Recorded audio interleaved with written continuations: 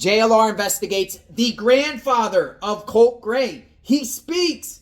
This guy right here, his name is Charles Polhamus. And he has a lot to say. He spoke to the media about his grandson here. And he also speaks about Colt's father, Colin. Colin is the dad who has also been arrested with Colt here in connection with the mass shooting that occurred at Apalachee High School, Winder, Georgia. I'm going to share this right here. I'm going to share the grandfather because he spoke to numerous media outlets, a few of them, and he shares his thoughts about the situation. I'll play this clip right here and then we'll further discuss. Check it out. Tonight we are learning more details about the suspected shooter and his father. Maggie Fitzgerald made her way to Ben Hill County today to talk with Colt Gray's mother's side of the family. Colt Gray's family lives on the street behind me here in Fitzgerald, Georgia, and although they were not yet ready to speak on camera, we spoke with Colt's grandfather, who says that some of the blame should be put on the suspected shooter's father. Colin Gray now faces 4 counts of involuntary manslaughter, 2 counts of second-degree murder, and 8 counts of cruelty to children. Federal law enforcement will continue to work together around the clock in relation to this incident here.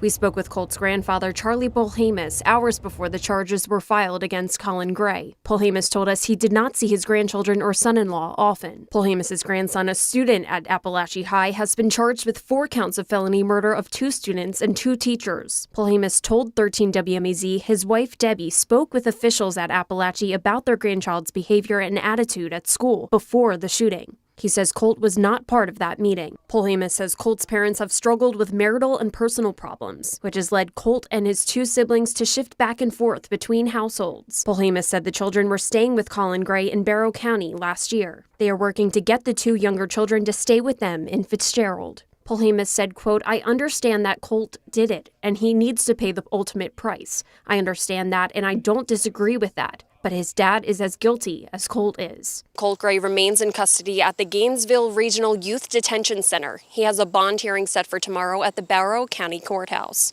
In Fitzgerald, Maggie Fitzgerald, 13 WMAZ News.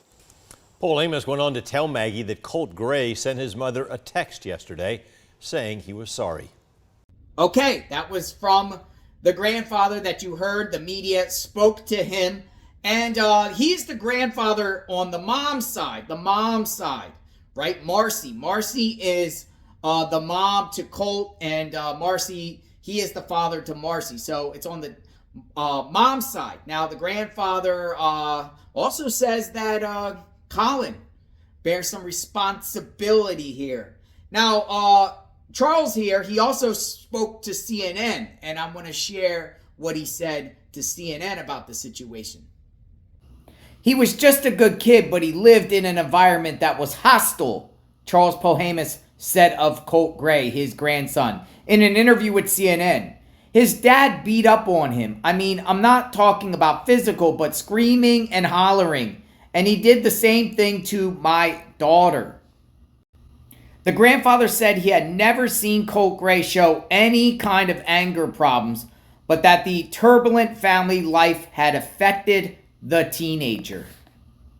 As for Colt Gray's family situation, his parents went through a bitter separation and custody dispute in recent years. They called law enforcement on each other. The family was evicted from at least one home, and Gray's mother was arrested on suspicion of keying her husband's car and drug possession, law enforcement records show. So hopefully we actually hear things come out of his mouth.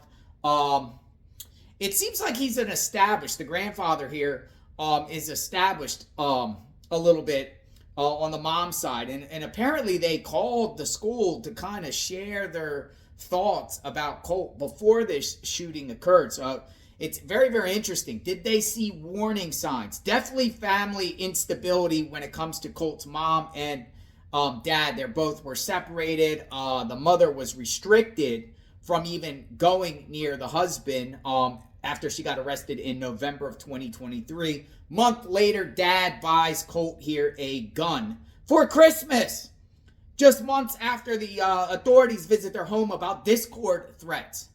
Yeah, the father seems like he knowingly and willingly knew his son was a danger to himself and others by giving him the firearm or letting him have access to the firearm to commit this horrible, horrible crime. We are on it on JLR Investigates. I don't know anything really about the grandparent side on the dad's side of the family, other than knowing that they're from the Henderson, Nevada area. Are they even alive? I'm not so sure. They are in their 80s. They haven't said nothing. So it's good to hear from different family members that are not arrested in this case. Will other family members get arrested like the mom or anything? I'm not so sure, but the authorities did say today that they expect more charges on Colt right here. So he's facing a lot of charges. Charges enough to spend the rest of his life in prison without the possibility of parole, though he's a juvenile. I don't know how that will work, considering that the Georgia legislature is trying to prohibit juvenile lifers, because there's more juvenile lifers in the state of Georgia than any other state in the country, according to statistics. So we'll see what happens in that aspect. But we are covering this case on JLR Investigates. Subscribe to the channel, hit the notification button. When more information comes out about this terrible tragedy, I will share with all of you. I am JLR Investigates. Stay tuned.